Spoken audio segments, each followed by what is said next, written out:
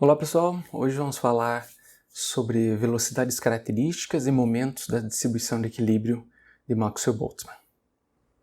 Bem, na última aula nós discutimos a distribuição de equilíbrio, a distribuição de Maxwell-Boltzmann, que descreve as moléculas, a dinâmica microscópica de um gás em condições de equilíbrio termodinâmico. Então lá a gente derivou como encontrar a distribuição em termos do módulo das velocidades partindo da distribuição maxwelliana, que é escrita em termos do vetor velocidade. Então lá nós vimos que a distribuição maxwelliana ela é obtida numa condição, pode ser obtida a partir de, por exemplo, de um experimento numérico. Ou ela pode ser verificada, de fato, a partir do experimento numérico, na qual a gente inicializava um sistema de moléculas simples, representado por esferas, e por meio das colisões moleculares, a distribuição de velocidades relaxava, evoluía para uma distribuição de equilíbrio. Então, inicialmente a gente fez um teste, colocou todas as moléculas de maneira artificial com a mesma velocidade e deixou com que elas interagissem por meio de colisões, de modo que a observar como é que a distribuição de velocidades evoluiu ao longo do tempo. E a gente verificou que numa condição de equilíbrio, que é rapidamente atingida em função dos processos colisionais, nós temos a distribuição maxwelliana. Então isso é uma maneira numérica de se verificar a distribuição de Maxwell-Boltzmann. Uma maneira experimental de verificar a distribuição de Maxwell-Boltzmann está representada nessa imagem aqui. A ideia é a seguinte, a ideia é você vaporizar uma substância de interesse ou vaporizar uma substância de modo a produzir um gás rarefeito, um gás a baixa pressão, e fazer com que esse gás escape a partir dessa região do forno de altas temperaturas e possa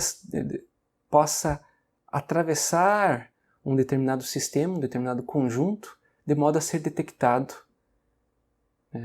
num detector de feixe de partículas, de fluxo de partículas. Então, esse experimento ele permite então que a gente produza as moléculas, produza um feixe de moléculas bem definido, porque esse feixe ele passa por duas fendas colimadoras, para a gente ter um feixe bem estreito e bem definido, de modo que ele atravesse duas fendas que estão em discos ligados por um determinado eixo. Então, como vocês podem observar aqui. Então, e esse eixo está ligado ao motor elétrico. Então, a gente pode notar que se essa velocidade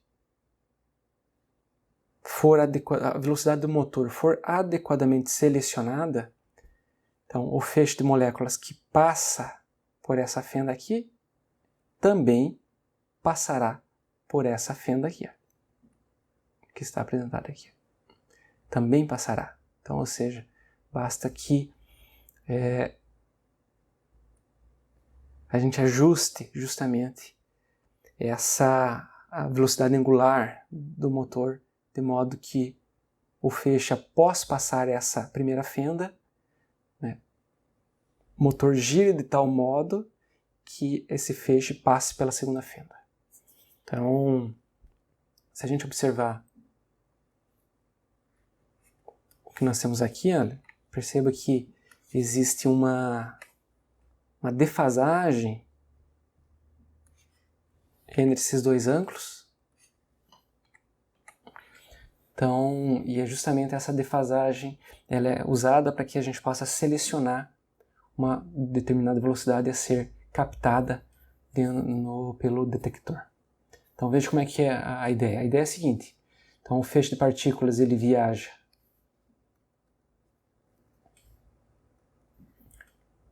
dessa região aqui, e quando ele chega nesse ponto aqui, a gente quer que a fenda, né, esteja centralizada, ajustada com o feixe de partículas, de modo que as partículas atravessem. E colido então com o detector. Como é que isso vai acontecer? Isso vai acontecer se nós coincidirmos o tempo de deslocamento de uma fenda de um disco até outro e fazer coincidir com o tempo necessário para que esse ângulo aqui seja percorrido. Então, para a gente observar esse deslocamento, esse ângulo, né, entre um disco e outro. Então, como é que a gente faria essa análise? A gente faria assim, então você tem aqui que o caminho percorrido é a velocidade vezes o tempo. A gente está assumindo que essas moléculas viajam, então, com velocidade constante, de uma região para outra. E não há motivo para que isso não aconteça, uma vez que essa câmara toda está numa condição de vácuo. Então, as moléculas, a princípio, não colidem, não interagem nesse percurso. Então, elas viajam com velocidade constante, não sofrem nenhum efeito de uma força dentro dessa trajetória. E também podemos relacionar esse deslocamento com a velocidade angular da seguinte forma. Então, a velocidade angular ela pode ser escrita em termos da variação do ângulo θ pela variação do tempo, ou simplesmente em termos do θ sobre tempo, nessa expressão. Como eu quero que o tempo de deslocamento de uma fenda até outra, de um disco até outra, seja igual ao tempo para que esse ângulo de defasagem entre uma fenda e outra seja percorrido, nós precisamos apenas igualar esses dois tempos. Então, tem um tempo associado à velocidade angular e o tempo associado ao deslocamento x apresentado nessa figura. Então, a gente iguala esses dois tempos. Então, desse modo, nós temos aqui que o tempo associado à velocidade angular seria θ sobre a velocidade angular e o tempo associado ao deslocamento e a velocidade seria esse aqui. Então, igualando ambos os tempos, nós temos então que a velocidade ela pode ser selecionada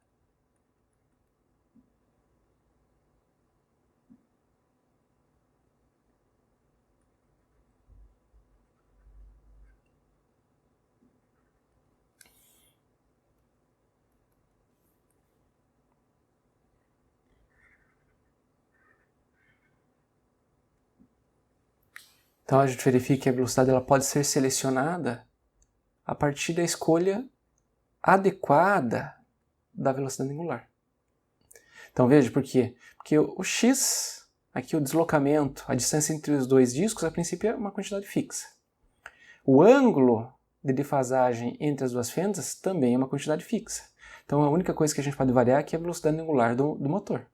Então a gente ajusta a velocidade do motor de modo que um determinado feixe de moléculas com velocidade v consiga atravessar as duas fendas e colidir então com o detector. Essa é a ideia. Então, com isso, o que a gente pode medir? A gente pode medir o fluxo de corrente de partículas, a gente pode medir a densidade de corrente de partículas associada ao detector. Então a gente vai saber assim, pode selecionar. Para essa velocidade eu tenho um determinado fluxo de moléculas colidindo com a parede, um determinado número de moléculas colidindo com a parede, com o detector por unidade de tempo. Então eu consigo medir esse número, esse fluxo, para uma faixa ampla de velocidades e verificar então se esse número, se essa frequência de colisão coincide com a frequência prevista pela distribuição de Maxwell-Boltzmann. Então esse é um experimento. Inicialmente não é um experimento complicado, mas claro que quando você vai implementar isso em laboratório, isso tem vários detalhes e isso precisa ser ajustado de maneira bem cuidadosa para a gente conseguir medir essas velocidades com precisão. Então, nós vimos que na última aula que a gente pode determinar a distribuição de Maxwell-Boltzmann, a distribuição de equilíbrio em termos do módulo das velocidades. Mas uma coisa que é interessante que a gente descubra, como nós vimos lá, por exemplo, naquela simulação de dinâmica molecular, é que existem algumas velocidades, ou melhor, existe uma velocidade que é mais provável dentro da distribuição. Então, se a gente observar aqui, olha, então existe aqui, se a gente plotar a função de distribuição normalizada pela velocidade mais provável, a gente vê que a velocidade mais provável, ela está aqui, olha. Então a gente pode determinar essa velocidade mais provável usando a distribuição de Maxwell-Boltzmann. Então como é que a gente faria isso? A ideia é assim, como isso aqui é um máximo, é o valor, a distribuição de equilíbrio, ela apresenta um máximo para a velocidade mais provável, então a gente pode usar isso para calculá-la. Como é que a gente poderia fazer? Poderia fazer assim, simplesmente a gente deriva a f asterisco em relação a v, e a gente sabe que quando a velocidade for igual à velocidade mais provável, isso aqui vai ser igual a zero, característica de máximo. Então vamos lá. Então nós sabemos que a distribuição de Maxwell-Boltzmann, em termos do módulo de velocidades, ela é 4π vezes v ao quadrado vezes beta sobre π sobre elevado a 3 meios exponencial de menos beta v ao quadrado. Vamos deixar em termos de beta para facilitar um pouco as nossas contas. Então vamos lá. Então se a gente derivar a função de distribuição em relação à velocidade, nós temos o seguinte. Então nós vamos ter 4π beta sobre π elevado a 3 meios. Aqui a gente vai ter 2 vezes a velocidade, vezes exponencial de menos beta v ao quadrado, mais v ao quadrado, vezes a derivada do exponencial, que seria a própria exponencial, v ao quadrado derivada desse termo da exponencial, que seria menos 2 beta vezes v. Então essa seria a derivada da função de distribuição. Então, quando a velocidade for igual à velocidade mais provável, a gente sabe que isso aqui tem que ser igual a zero.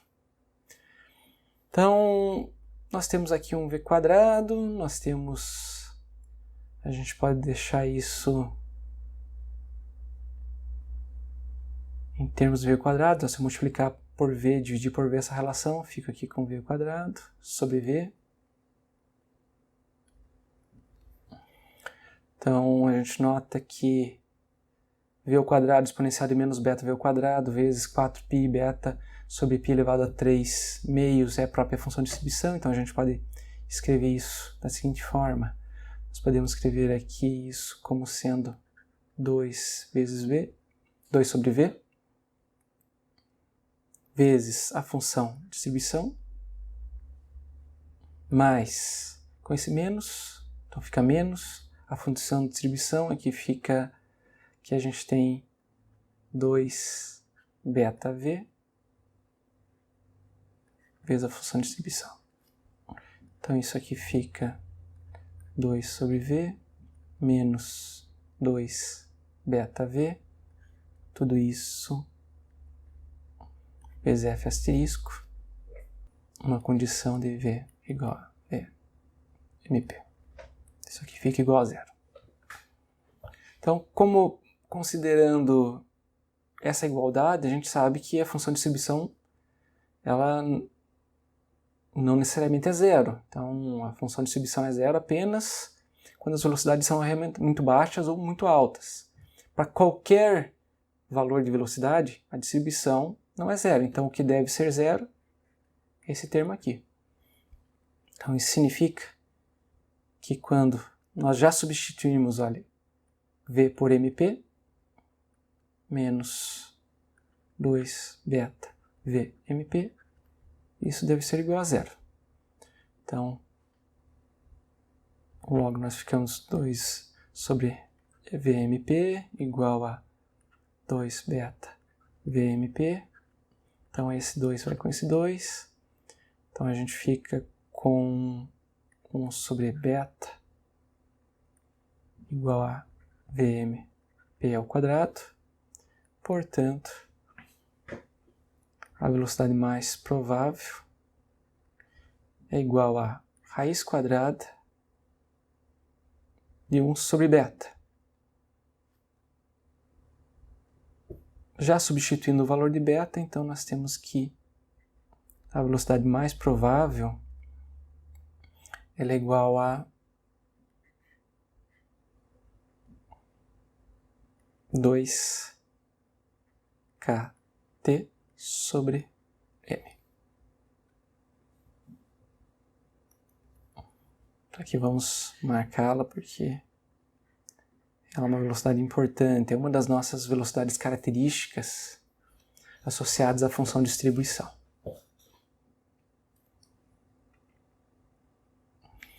Nós, analisando essa velocidade, nós podemos perceber o seguinte, que quando nós temos velocidades maiores, nós temos associadas duas condições, ou posso ter moléculas mais leves, ou temperaturas mais altas. Então, se a gente analisar a função de distribuição em duas temperaturas diferentes, nós temos essa situação aqui, olha. Quando nós temos 300 kelvins, a velocidade mais provável está perto de 400 metros por segundo.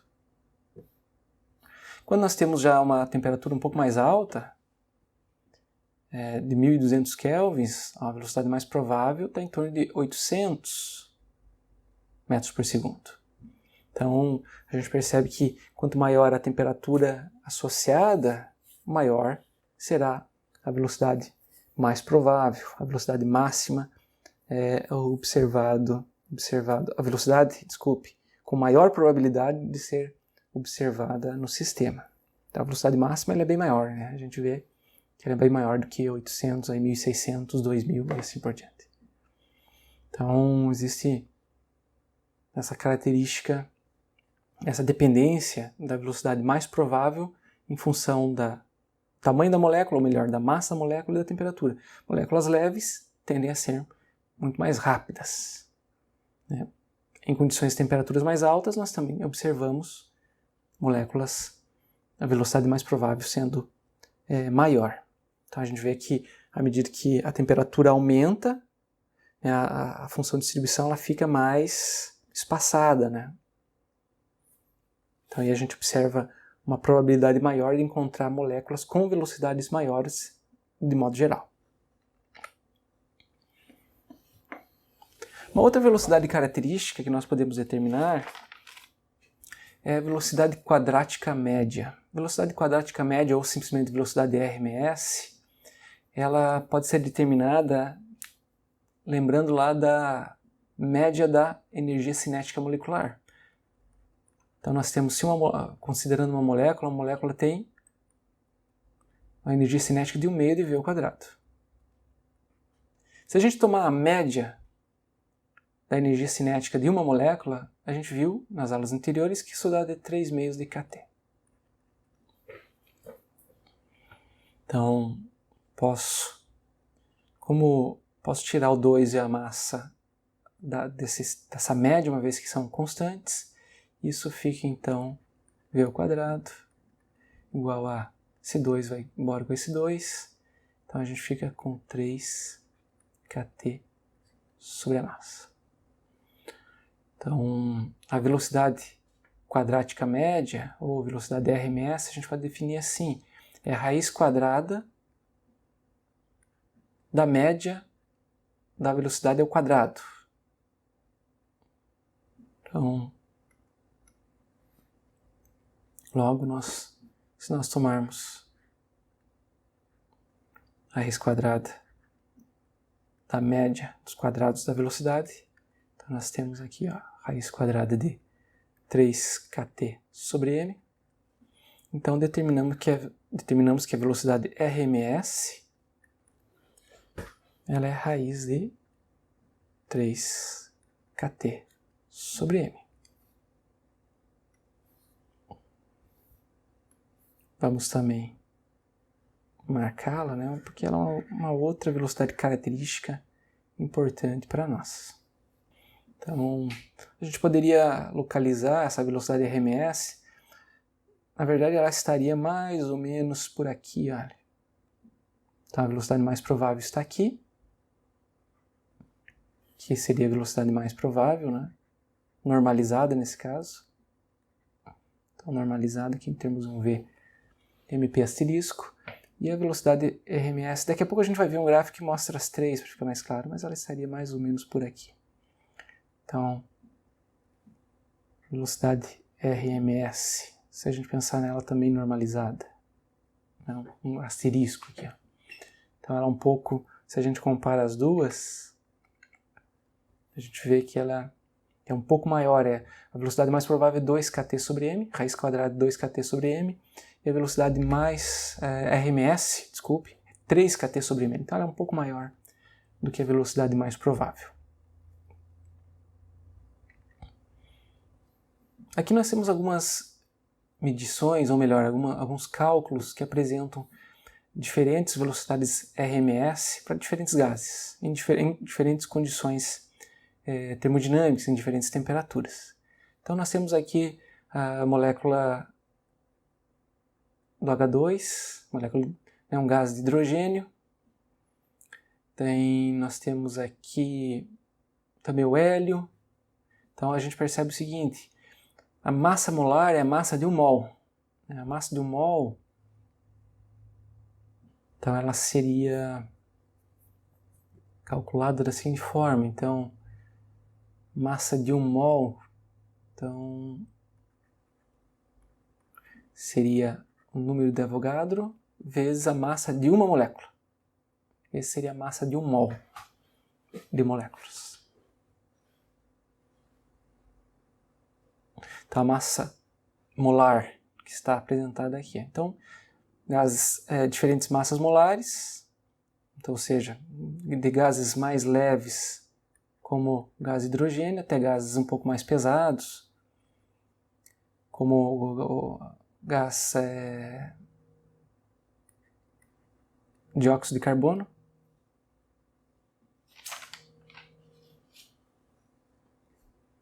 Então, nós podemos comparar as diferentes velocidades. Quanto mais, para a mesma velocidade, para a mesma temperatura de 20 graus Celsius, então a gente percebe que realmente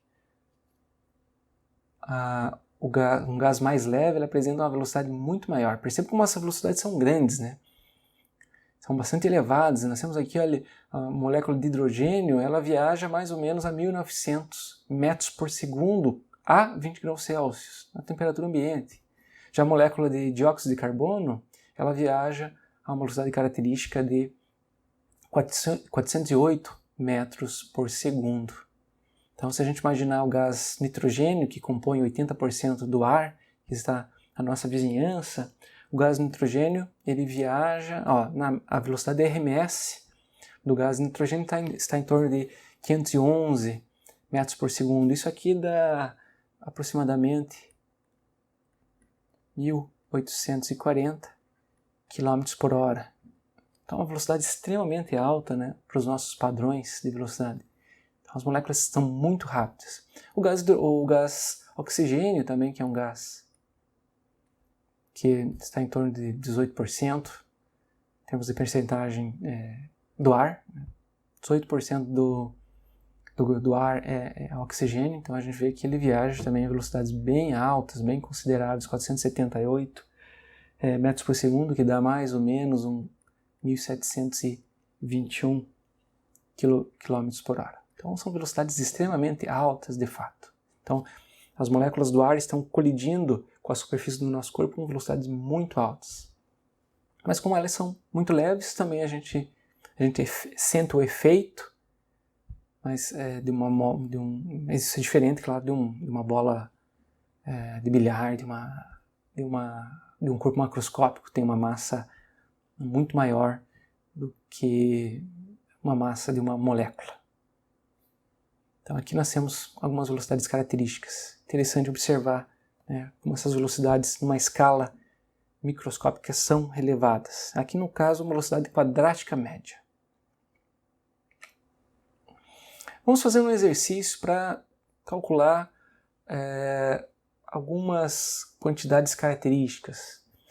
Nesse caso, o objetivo aqui é calcular a energia cinética de um gás, considerando a energia cinética total ou a energia cinética associada a uma molécula, ou a energia cinética média por molécula.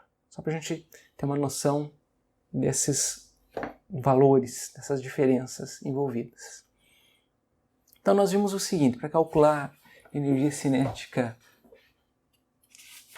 total, nós podemos fazer o seguinte. Então a primeira questão aqui é: calcule qual é a energia cinética total das moléculas do gás hélio, considerando um volume de 0,3 metro cúbico e 2 mols a 20 graus Celsius.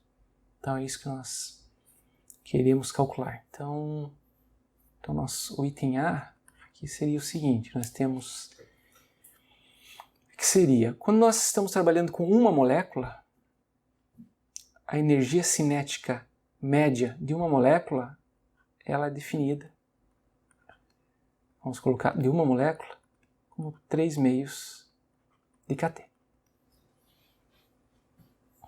Se eu tenho N moléculas,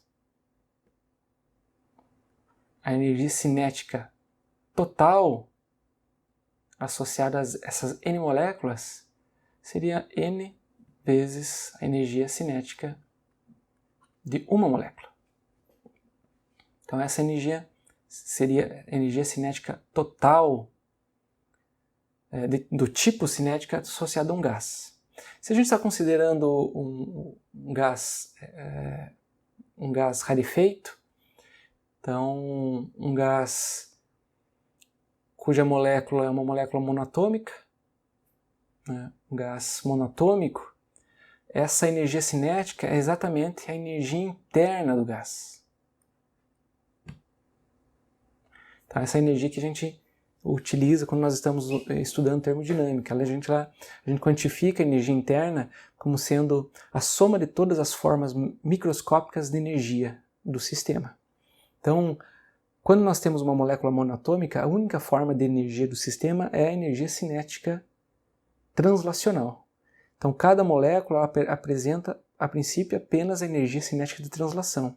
Quando a gente toma a média da energia cinética de translação, nós temos, então, que esse valor equivale a 3 meios de kT. Se a gente multiplica esse valor médio pelo número de moléculas, então a gente tem a energia interna total daquele sistema. Então isso a gente vai verificar, vai estudar um pouco mais tarde no nosso curso, como determinar, por exemplo, os calores específicos em função da energia interna. Então, mas a gente já reconhece que a energia interna de um gás monatômico, de um gás mais simples, é simplesmente a soma das energias médias associadas a cada molécula. Então, na temperatura envolvida. Então, nessa forma, nós temos aqui que a energia total do gás, a energia cinética total do gás, é dada por essa relação aqui. Então, basta a gente substituir os nossos dados. Então, aqui nós temos o seguinte, nós temos que o número de mols, né, nós temos que o número de mols, ele é o número de moléculas sobre o número de Avogadro. Dessa forma aqui. Então a gente pode até reescrever essa relação em termos do número de Avogadro, como sendo N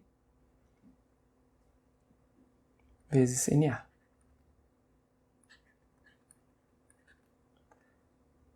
Energia cinética média de uma molécula. Então,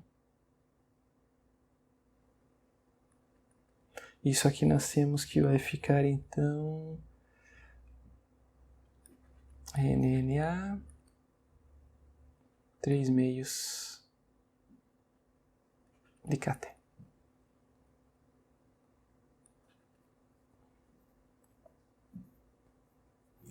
A constante de Boltzmann, ela é a constante universal dos gases sobre o número de Avogadro.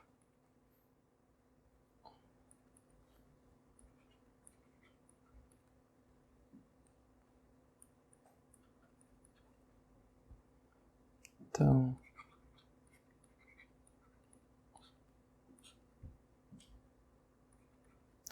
desse modo, a energia cinética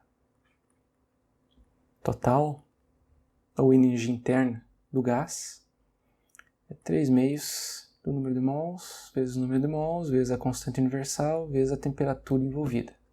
São todos dados que foram fornecidos. Então, nesse caso, nós temos 3/2, 2 mols,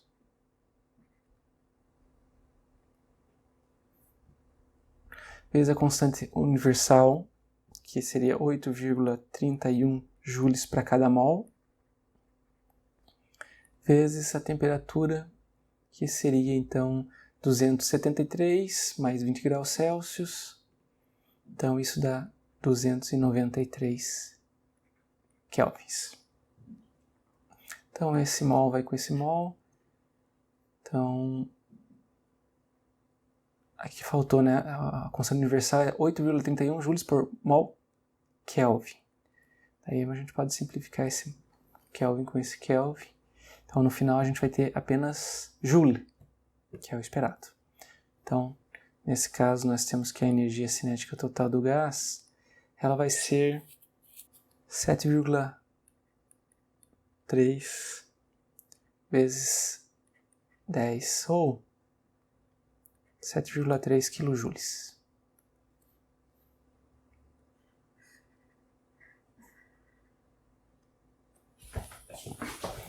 Agora podemos calcular então qual a energia cinética translacional média por molécula. A energia cinética translacional média por molécula seria simplesmente esse termo aqui, olha, 3/2 de kT.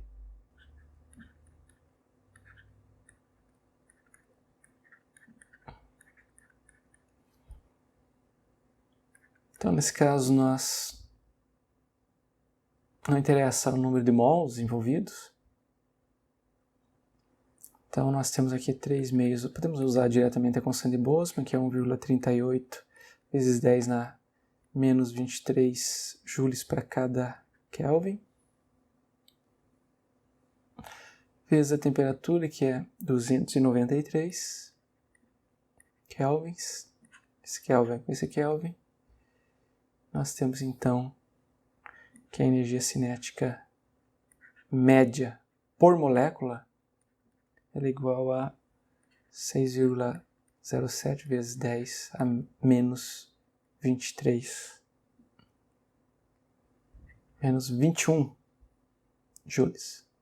Então aqui a gente vê a diferença que nós temos entre a quantidade de energia total e a quantidade de energia associada a uma molécula. Então o número aqui faz muita diferença, né? Nós temos aí 2 mols, 2 vezes 6 vezes 10 na 23 moléculas.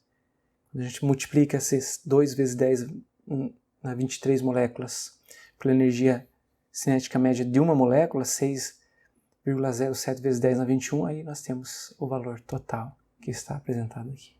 Então, para cada molécula, a energia, de fato, é uma quantidade muito pequena. Mas, claro, quando nós multiplicamos isso pelo número de moléculas que está no gás, esse número se torna um número bastante representativo. Podemos agora explorar um pouco a ideia de momentos da distribuição de equilíbrio.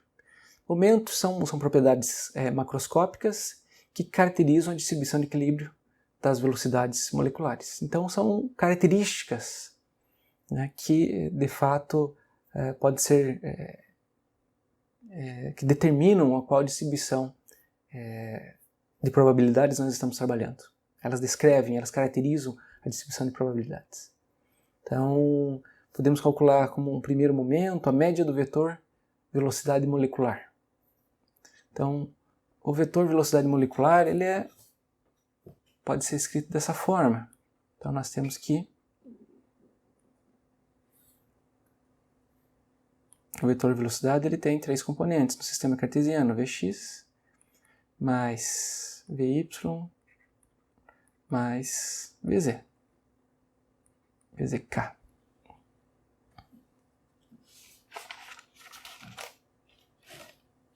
Então, o que nós queremos fazer aqui é tomar a média desse vetor, ou seja, eu quero calcular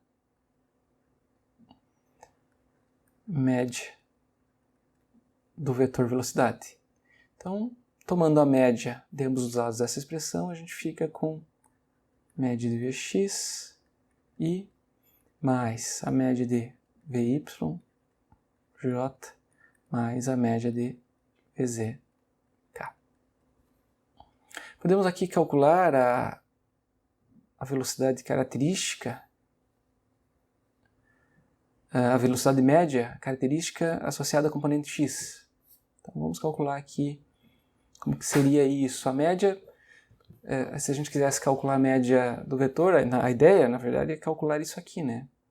Então a média seria integral da propriedade vetor velocidade vezes a função de distribuição, termos do vetor velocidade, dv3. Então é isso que a gente poderia realmente calcular. Então isso que a gente de fato vai calcular nessa análise aqui. Mas a gente pode simplificar isso, né, considerando a análise das componentes. Então posso medir aqui, olha, a média de Vx. Então aqui eu entro com Vx e aqui eu tenho a função de distribuição em termos do vetor velocidade. Então vamos lá, vamos calcular isso. Então, aqui nós temos o seguinte. A média de Vx ela é igual a Vx, que é a função de distribuição em termos do vetor v, seria beta sobre π, 3 meios, exponencial de menos beta, v ao quadrado. Aqui é dvx, que essa é uma integral em vx, vy e vz. Então aqui nós temos a integral de exponencial de menos beta. Aqui faltou aqui um x, né? Que é o vetor. Nós podemos escrever aqui o vetor v ao quadrado como sendo vx ao quadrado mais vy ao quadrado mais vz ao quadrado. Então aqui a gente vai ter um vx, quando a gente substitui o valor da função de distribuição, temos um vy e temos um vz. Então isso aqui fica y ao quadrado dvx.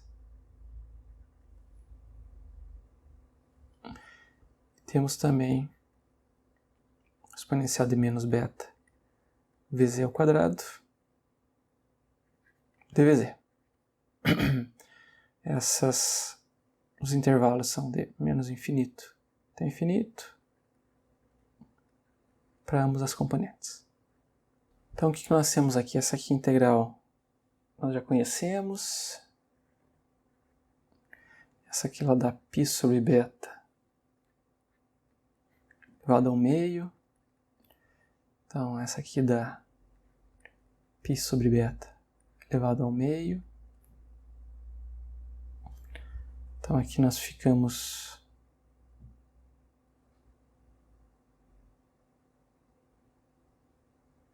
com beta sobre 3 meios. Aqui fica π sobre beta.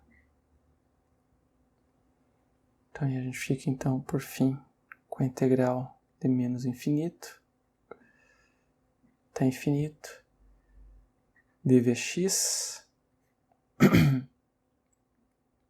exponencial de menos beta vx ao quadrado. dvx. Isso que nós temos. Então tá, vamos determinar agora. Nosso objetivo aqui é determinar justamente essa integração aqui. Uma simplificação adicional a gente poderia fazer aqui. Nós temos que 3 meios é 1 mais 1 meio. Então, isso aqui fica beta sobre π elevado a 1 meio. Então, a média de Vx, ela fica beta sobre π elevado a 1 meio.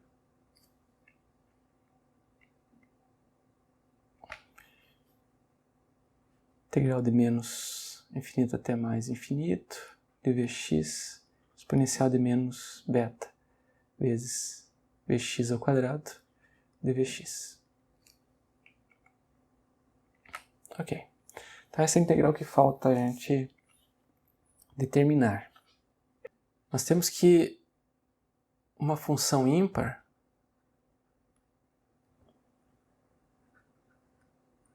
ela tem a seguinte característica, se você trocar x por menos x, ela muda de sinal. Então, isso acontece, por exemplo, com a função seno de x. Já a função par,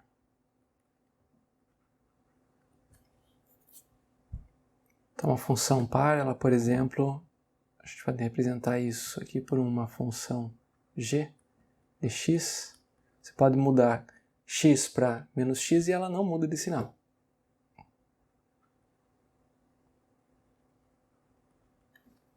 Essa é a característica da função, por exemplo, cosseno de x.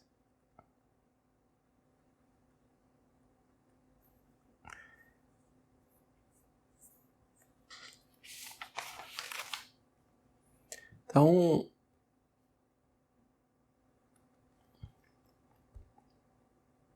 quando a gente integra uma função ímpar, ou melhor, se a gente integrar uma função par no intervalo simétrico, então se a gente tem essa função, por exemplo, g, no intervalo simétrico, nós podemos escrevê-la da seguinte forma: 2 vezes a integral em metade do intervalo. Por quê? Porque ela é uma função par. Ela tem essa característica. Já uma função ímpar,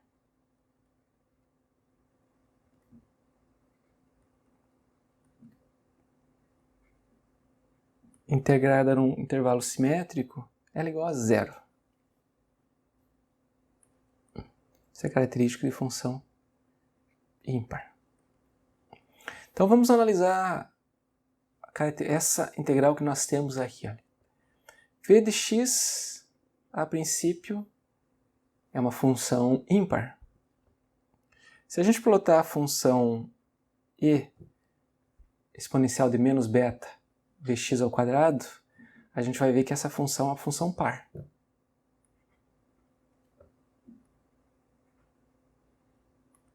Quando a gente multiplica uma função ímpar por uma função par, a função resultante é uma função ímpar. Se a gente integra uma função ímpar no intervalo simétrico, ela se anula. Então, dessa forma, nós podemos concluir que a média de Vx é igual a zero. O mesmo vale para Vy e Vz. A gente pode determinar isso, mas o cálculo seria extremamente similar, né? Aqui seria Vz e aqui seria Vy e a integração seria a mesma, a função seria a mesma. Então, que nós concluímos? A gente conclui o seguinte, que nós estamos trabalhando aqui com o vetor velocidade como sendo a média de Vx mais Vy mais a média de Vyj mais a média de Vzk, a gente conclui que a média ou o vetor médio, ele é o vetor nulo.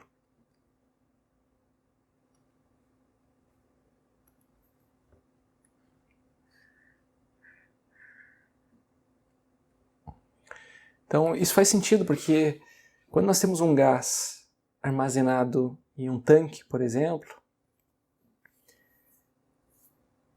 em condições de equilíbrio, nós sabemos que não existe uma direção preferencial. Nós temos, isso foi uma das suposições de Maxwell para derivar a distribuição de Maxwell-Boltzmann. Existe isotropia. Então, existe igual probabilidade de eu ter moléculas nessa direção e nessa. Então não há uma direção preferencial, o gás não se move numa direção preferencial. Isso significa que o vetor velocidade é o vetor nulo. Então se eu pegar todos os vetores, né, e sobrepô-los, eu verei que no final a média vai ser nula, vai ser o vetor nulo nessa situação. Então essa é uma característica de um sistema que não tem uma direção preferencial. É importante notar que o mesmo não vale para a magnitude e velocidade. Então, embora o vetor ele seja nulo para o vetor velocidade média seja nulo, né, ou a média do vetor velocidade seja nulo, a média da magnitude e velocidade não é nula. Por quê? Porque você tem moléculas se deslocando com diferentes velocidades. Então, se eu medir a magnitude e o módulo das velocidades, a média não vai ser nula. Vamos calcular isso. Vamos calcular o seguinte, vamos calcular agora a média do vetor velocidade, a média do módulo da velocidade. Então, para fazer isso, é equivalente. Nós podemos tomar a média, como a gente está trabalhando já com o módulo, aqui eu poderia calcular isso usando a própria função a função de distribuição em termos do vetor velocidade. Mas como a gente já está trabalhando com a velocidade aqui, com o módulo da velocidade, eu quero calcular a média do módulo da velocidade, vamos calcular a integral já usando o f asterisco aqui. Na verdade fica um pouco mais simples, mas a gente poderia fazer isso também usando o f vetor aqui. Então, de 0 até infinito. Então, se a gente fizer isso, nós teremos o seguinte, nós teremos que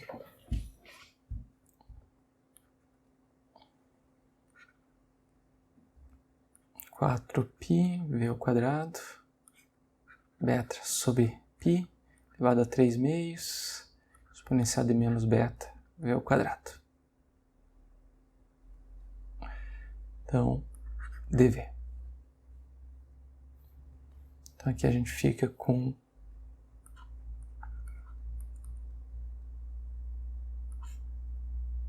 integral de 0 até infinito. Vamos fazer o seguinte. Vamos retirar isso aqui, 4π beta sobre π elevado a 3/2. Aqui a gente fica então integral de 0 até infinito. dv ao cubo vezes exponencial de menos beta v² dv. Essa integral é conhecida por nós podemos buscar isso numa tabela de integrais e ela vai resultar em 1 sobre 2 beta ao quadrado. Então, desse modo, nós temos que 4π beta sobre π elevado a 3/2 é igual a 1 sobre 2 beta ao quadrado. Nós podemos simplificar isso como sendo 4π beta sobre π vezes o meio, beta sobre π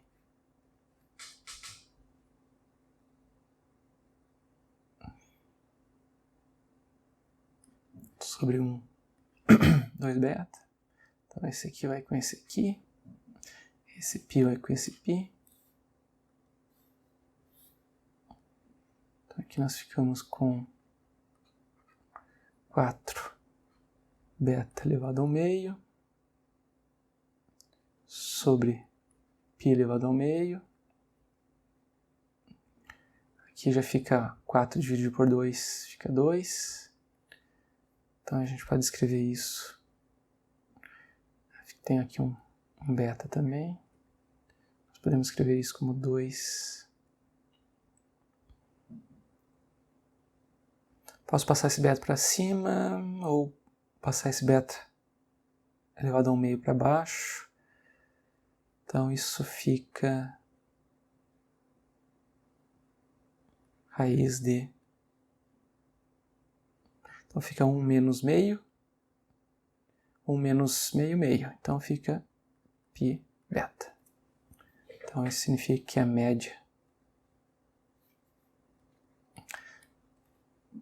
do módulo da velocidade fica igual a 2 π vezes beta. Substituindo já o valor de beta, nós temos que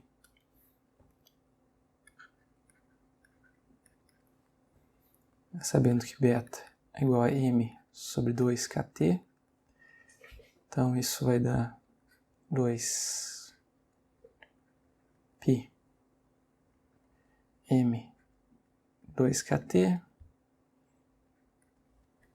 Então, tomando raiz total, isso aqui vai ficar 4 em cima, vai ficar 4t sobre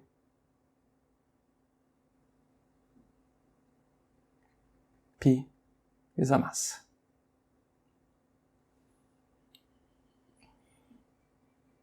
A 4. Quando passa isso aqui fica 2, fica 8 então aqui. Então assim, portanto, a média da magnitude das velocidades, ou a magnitude média, ela fica igual a 8 vezes kt sobre π sobre m. Tá ok? Então temos agora 3 velocidades características que nós podemos comparar. Nós temos então a velocidade RMS, nós temos a velocidade mais provável, nós temos a velocidade média. Então a magnitude de velocidade média do sistema. Podemos representar isso num gráfico. Olha aqui, ó. Então a velocidade média, que a gente acabou de calcular, 8kt sobre πm, raiz de 8kt sobre πm, a velocidade RMS, raiz de 3kt sobre m, e a velocidade mais provável, 2, raiz de 2kt sobre m. Quando a gente posiciona essas velocidades no gráfico, nós temos que a velocidade mais provável está aqui, a velocidade média é um pouco maior do que a velocidade mais provável, e a velocidade RMS é um pouco maior do que a velocidade média. Então essa é a relação que nós temos entre as velocidades. Então a velocidade RMS ela é maior que a velocidade média, que é maior que a velocidade mais provável. Então são as três velocidades características que nós podemos associar a um gás em condições de equilíbrio.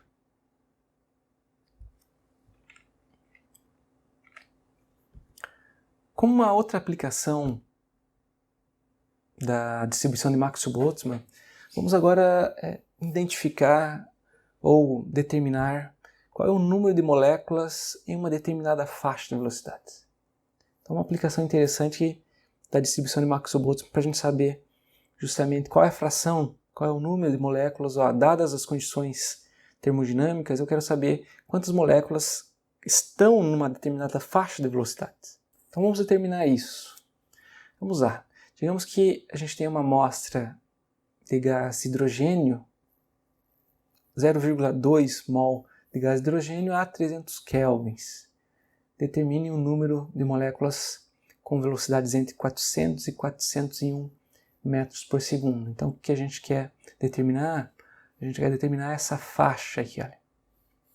Né? Quantas estão aqui dentro? Se a gente lembrar da definição de função de distribuição, nós temos que a função de distribuição ela satisfaz essa condição aqui, olha. Em termos da, a gente está trabalhando aqui com a função em termos da magnitude.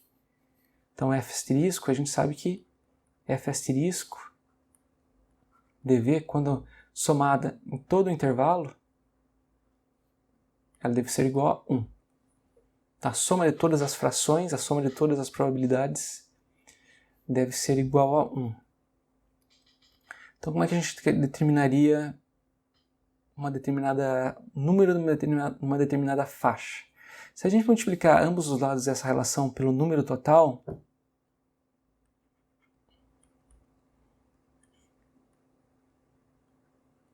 nós podemos escrever essa relação dessa forma aqui. Olha.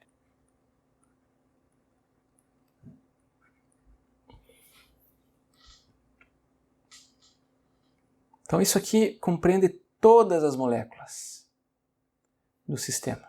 Se eu quiser determinar uma determinada faixa, eu posso escrever isso dessa forma. Então, digamos que eu queira determinar qual é o número de moléculas que está entre V1 e V2. Como é que eu faço isso? Eu integro entre V1 e V2. N, F, dV, dV. É isso que eu faço.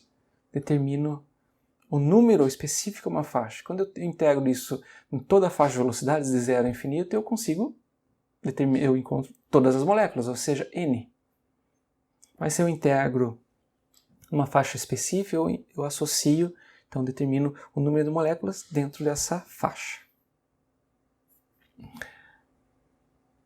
Então, como N ele é um número constante, é um número total, aqui nós podemos tratá-la, sempre deixá-lo fora da integral. Então nós temos aqui que V1, V2, isso aqui fica simplesmente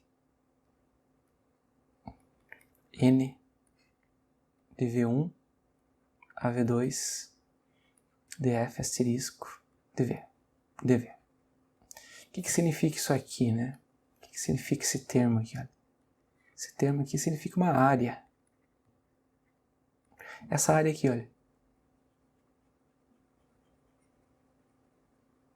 Porque se eu somo sobre todo o intervalo, eu encontro 1. Então, mas se eu quero a fração da área total,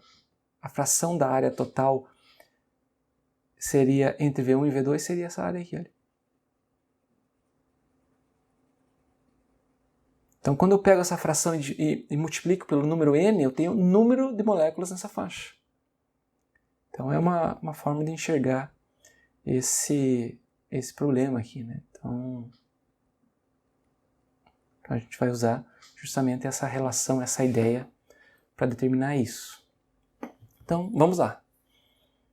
Então, nós precisamos calcular aqui. Como isso aqui é uma área, adicionalmente, essa área, e o intervalo que nós estamos trabalhando é um intervalo estreito, veja, nós queremos calcular o número de moléculas com velocidades entre 400 e 401, uma faixa de 1 metro por segundo. Quando nós temos essa situação, veja que se a gente quiser calcular essa área aqui, olha, eu posso até imaginar que essa região até essa região aqui, olha, isso aqui é uma reta.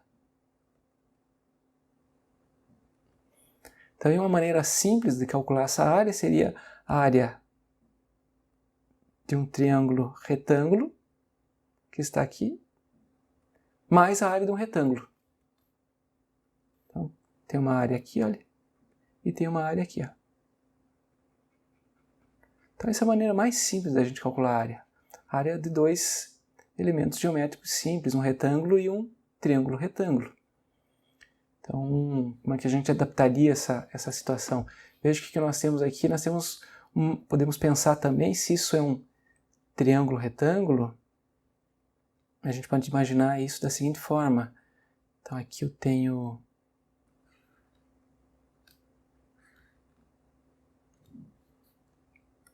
a faixa de interesse, tem isso aqui, né? Então a gente pode imaginar isso, olha, como esse é um triângulo, isso aqui é uma reta, eu posso pegar apenas o valor médio, olha. Ou imaginar essa área total que está apresentada aqui, olha, como a área desse triângulo aqui, olha, de altura média.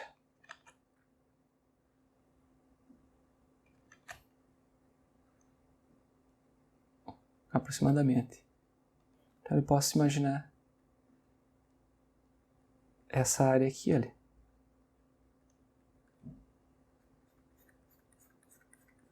Então qual seria a altura associada aqui? Seria um F asterisco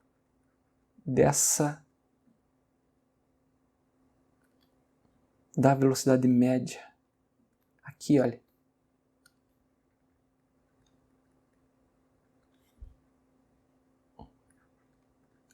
Então eu pego a velocidade 1 mais a velocidade 2, divido por 2 e tenho esse valor médio.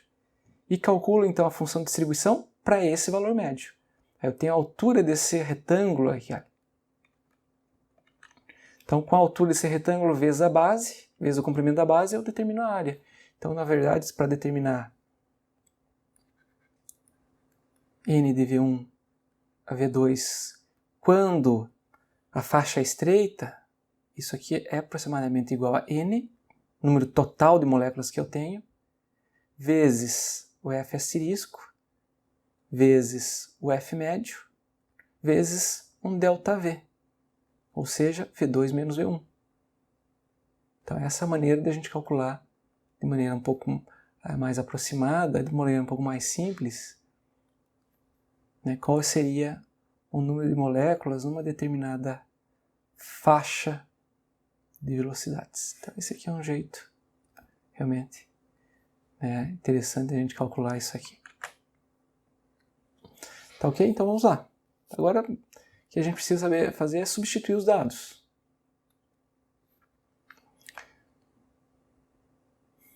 Nós temos aqui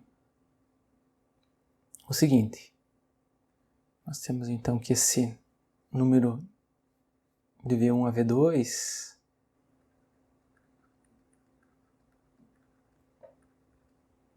então isso aqui seria N, número de moléculas. Número de moléculas, se a gente lembrar lá do número de mols, isso aqui é o número de moléculas vezes o número de Avogadro. Então, sobre o número de Avogadro. Logo, aqui eu tenho aqui o número de mols, que foi o dado que foi fornecido para o gás de hidrogênio, vezes Na. Isso me dá um número total, que eu também conheço. A função de distribuição agora por uma velocidade média. A velocidade média, nesse caso, seria 400 mais 401, 801 dividido por 2, 400,5. Então aqui a gente pode calcular, então, termos que vai dar 4π vezes... Vamos deixar a forma geral. Então isso aqui daria v ao quadrado. A velocidade característica, a velocidade de interesse aqui é média nesse caso. Então, aqui tem o beta sobre π elevado a 3 meios, vezes exponencial de menos beta de v ao quadrado, v médio ao quadrado, vezes aqui V2 menos V1.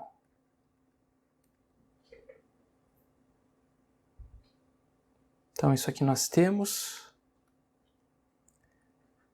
0,5, 6 na 23 moléculas. Essa velocidade seria 400,5. Beta nós conhecemos tudo. Então, aqui a gente já consegue determinar isso. Então, vamos lá.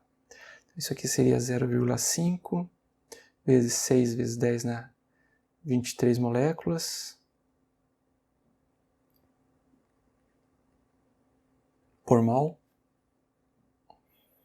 vezes 4π, vezes 400,5 elevado ao quadrado.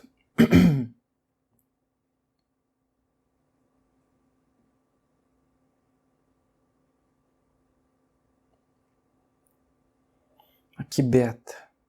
Beta seria a massa da molécula de hidrogênio vezes 2π constante de Boltzmann. Então vamos fazer essa substituição já. Então isso aqui ficaria 2 vezes a massa do átomo de hidrogênio. Então é 1,67 vezes 10 na menos 27 quilogramas. Como nós temos 2 átomos de hidrogênio, H2, a gente multiplica isso por 2. Sobre, nesse caso, então, seria 2 vezes o π, sobre a constante de Boltzmann, 1,38 vezes 10 na menos... Aqui é menos 23 joules por Kelvin, vezes a temperatura, que é de 300 kelvins. Então aqui a gente teria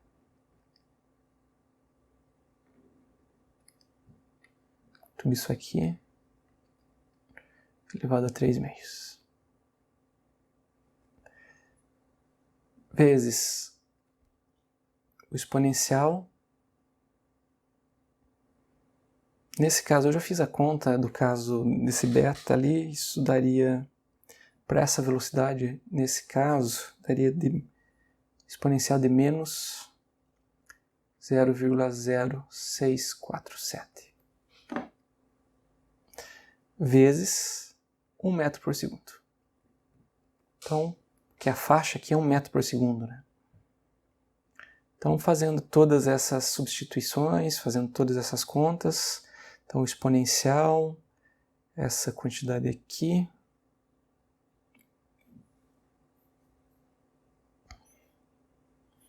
esse número de moléculas, vocês vão calcular que esse número de moléculas ele vai dar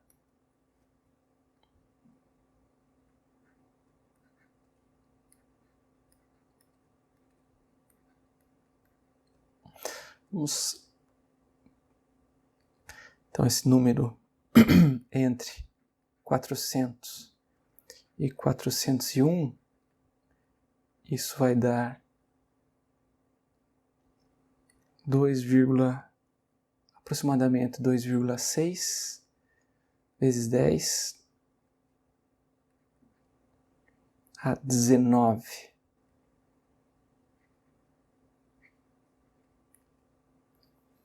Nessa faixa de velocidade.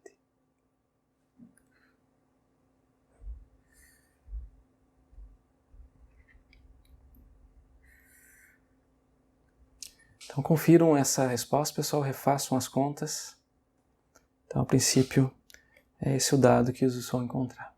Então veja que é um pouco, o cálculo do número de moléculas de uma determinada faixa, ele complica um pouco se a gente precisar, se essa faixa for um pouco mais longa. Se a gente imaginar, por exemplo, que a gente queira calcular o número de moléculas acima dessa velocidade aqui, olha. Então veja que se a gente quiser calcular o número de moléculas acima da velocidade VA, ou seja, toda essa faixa aqui, olha, indo até infinito, de fato não dá mais para a aproximação aqui, ele é grosseiro para o cálculo de área. Imaginar que nós temos uma reta nessa região aqui. Então, nessa situação, você precisa fazer a integral. Precisa resolver, usar aqui a função de distribuição e resolver a integral nesse intervalo completo. Então, é algo que eu vou deixar para vocês como exercício. Aqui, olha. Então, 2 exercícios para vocês exercitarem um pouco essas contas que a gente fez aqui. O primeiro é o seguinte: considere um gás que se move em relação ao tanque com velocidade U0, com velocidade vetorial, né, com vetor velocidade U0. Mostre que a média da velocidade desse gás, média de Vx é igual a U0x, que a média de Vy é U0y, a média de Vz é U0z. Ou seja, né, o gás ele se move com uma velocidade característica. Então isso aqui seria equivalente a imaginar, isso aqui tem uma velocidade característica, uma velocidade preferencial, como se fosse um gás se deslocando dentro de um duto. Então, se a gente usar um anemômetro para medir a velocidade de um gás dentro do duto, a gente vai medir a velocidade do fluido. E a velocidade do fluido vai ser justamente a média do vetor velocidade. Então, também façam esse exercício aqui, olha. Então aqui eu fiz o item B do exercício 2, que é encontrar o número de moléculas numa determinada faixa de velocidades. Agora eu quero que vocês determinem o número de moléculas numa faixa mais ampla, ou seja, de 400 a 500 metros por segundo. Então é uma faixa que você não pode assumir que a função de distribuição é uma reta, e determinar a área apenas como a soma da área de um triângulo retângulo mais a área de um retângulo. Você precisa integrar nesse caso. Então você precisa fazer a integração da função de distribuição dentro dessa faixa de velocidades. Então, de 400 a 500 metros por segundo. Então determine justamente quanto seria essa fração envolvida vezes o número total, então dá o número de moléculas nessa faixa.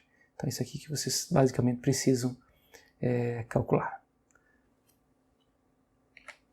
Tá bom, pessoal? Esse material foi organizado usando essas 3 referências: o livro do Gombosi, o livro do Moisés Nussenzweig e o livro do Young, de Física 2. Ambos Nussenzweig e Young são de Física 2.